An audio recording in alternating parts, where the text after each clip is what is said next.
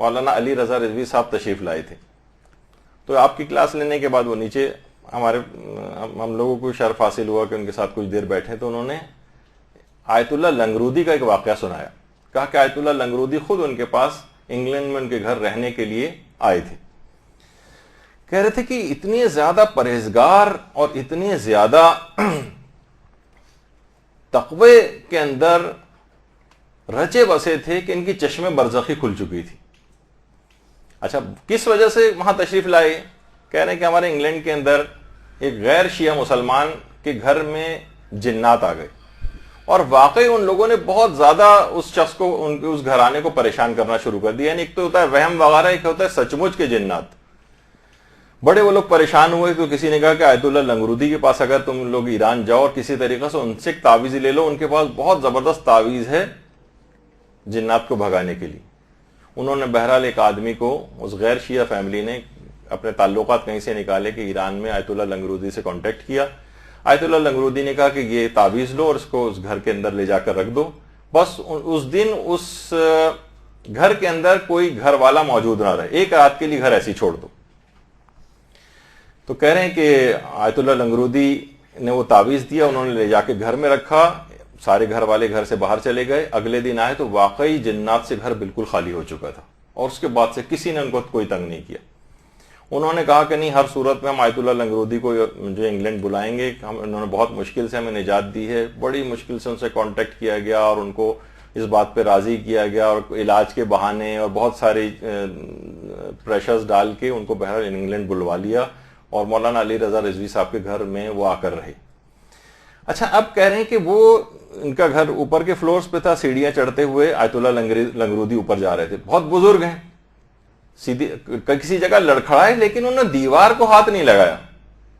تو مولانا فرما رہے ہیں کہ میں نے ان سے کہا کہ آغا آپ دیوار کا سہارا لے لیں. کہا کہ نہیں, دیوار نجس ہے, میں اس کو ہاتھ نہیں لگا سکتا. تو کہہ رہے ہیں ہم نے ان سے کہا, بہت سارے فقہی قوانین بتائے کہ نہیں, یہ حالت شک میں ہے اور ہم کو تو پتہ بھی نہیں کہ اس کا اوریجن کیا ہے اور وغیرہ وغیرہ, اس لحاظ سے دیوار پاک ہے. کہاں تمہارے لیے پاک ہے, میرے لیے نجس ہے. وہی انہوں نے کہا کہ چشم برزخی کھل چکی تھی, ہر چیز کو اپنی اس سے دیکھ لیتے تھے, اپنی اس آنکھ سے. کہہ رہے ہیں کہ اس کے بعد بہت سارے رشتہ دار وغیرہ ملنے کے لیے آئے, سب سے مصافحہ کر رہے تھے. اچانک سے ایک بچہ آگے بڑھا اور کہا اس بچے کو مجھ سے دور کر دو. کہا کہ کیوں آگا؟ کہا اس وجہ سے کہ یہ نجس ہے, اس نے نجاست باتھ روم جانے کے بعد صحیح سے اپنے ہاتھ کو پاک نہیں کیا.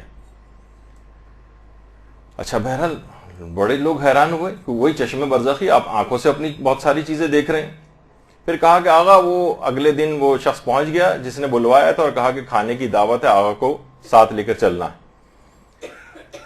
تو انہوں نے کہا کہ دیکھو, میں کھانے کی دعوت پہ نہیں جا سکتا. اگر کسی شخص جس کے پاس ولایت علی نہیں ہے, میں اس کے ہاتھ کا کھانا کھا لوں تو میری روحانیت کم ہو جائے گی, میں اس کے گھر کھانا بھی نہیں کھا سکتا. بڑے پریشان ہوئے, کہا آغا خدا کے لیے کچھ کریں, مہمان ظاہر اسی نے بلوایا ہے اپنے گھر, ایک وقت کا کھانا ہی چل کر کھا لیں. تیار نہیں ہو, کہا اچھا اس کو بلاؤ.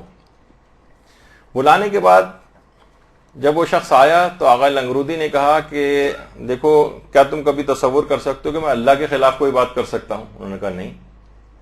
کہا کہ کیا تم کبھی تصور کر سکتے ہو کہ میں رسول اللہ یا کتاب خدا قرآن کے خلاف کوئی بات کر سکتا ہوں؟ کہا نہیں. تو کہا بس, یعنی جو اپنے الفاظ میں اس کو کہوں, ان کے تو الفاظ کچھ اور تھے, کہ تو پھر اپنے دل سے جو علی کے غیر ہیں ان کی محبت کو نکالو اور علی کی ولایت کو قبول کرو, تب میں تمہارے گھر کا کھانا جا کر کھا سکتا ہوں. اچھا, اب یہ ترجمہ کر رہے تھے مولانا, اب کہہ رہے ہیں میں سب کے سامنے یہ ترجمہ کیسے کروں؟ انہوں نے تو اور زیادہ واضح الفاظ میں بات کہی تھی. تو بڑے پریشان ہوئے, انہوں نے ترجمہ کو تبدیل کر کے کچھ کہا کہ آپ مذہب کی تحقیق کریں وغیرہ وغیرہ. تو آیت اللہ لنگرودی نے فوراً کہا نہیں, یہ میرے الفاظ نہیں جو تم نے ترجمہ کیے, جو میں نے کہا ہے بعینی ہی وہی ترجمہ کرو. یہاں تک کہ مولانا نے پھر ترجمہ اس طرح کا نہیں کیا, تو خود انہوں نے بالآخر کہا ٹوٹی پوٹی جس طرح کی بھی اردو میں, کہ علی کا غیر نہیں, علی کی محبت کو قبول کرنا ہوگا. اس نے جو بھی جس نے بلوایا تھا کہا اچھا میں اس کو قبول کرتا ہوں، خواہ زبانی طور پر ہی کہا، بہرحال کہا اب تو کچھ کھا لیں، بمشکل ایک لقمہ کھایا۔ تو اب اس سے آپ اندازہ لگائیں کہ ایک لقمہ صرف کھانے کے لیے انہوں نے کہا کہ نہیں میری جو وہ ہے میرے اندر سے روحانیت وہ کم ہو جائے گی، تو اس طرح سے انہوں نے امر بالمعروف بھی کیا۔ تو دیکھیے چشم برزخی یعنی جب بھی انسان گناہوں سے اپنا پیچھا چھڑاتا ہے تو اس کو کچھ نہ کچھ کرامت حاصل ہو جاتی، لیکن ہر شخص کے لیے نہیں ہے۔ مثلا خود ان سے پوچھا کہ آغا آپ ہمیں بھی بتا دیں گے چشم برزخی ہم کس طرح سے ہم چیزوں کی حقیقت ہمارے سامنے آ جائے، ہم اپنی آنکھوں سے دیکھ سکیں۔ جیسے کہتے تھے کہ روڈ کے کنارے پر بھی کہیں پانی پڑا ہوتا تھا تو آغا جو ہے وہ احتیاط کرتے تھے کہ پانی نجیس ہے، اس میں فلاں فلاں مثلا کافر جسم سے ٹچ ہوتا ہوا گیا ہے اور یہ قلیل پانی ہے، بارش جس وقت ہو رہی ہوتی ہے اس وقت تو پانی کا حکم الگ ہے، لیکن جب پانی کسی جگہ قلیل طور پہ موجود ہوتا ہے اور کوئی ایسا کافر غیر کتابی اس میں سے ہوتا ہوا چلا جائے اور اس کا جسم اس سے ٹچ ہو جائے تو پانی نجس ہو جائے گا۔ دوسروں کے لیے حالت شک میں پانی پاک ہے، لیکن کہا کہ یہ کیونکہ چشمے برزخی رکھتے تھے پانی کی ماہیت دیکھ کر اندازہ لگا لیتے تھے کہ یہ پانی نجس ہے۔ وہ خود کہتے ہیں کہ میں نے کہا سوچا کہ آغا تو یہاں پر رہ ہی نہیں سکیں گے، تو ان کے لیے ایران واپس ہی جانا جو ہے وہ زیادہ بہتر۔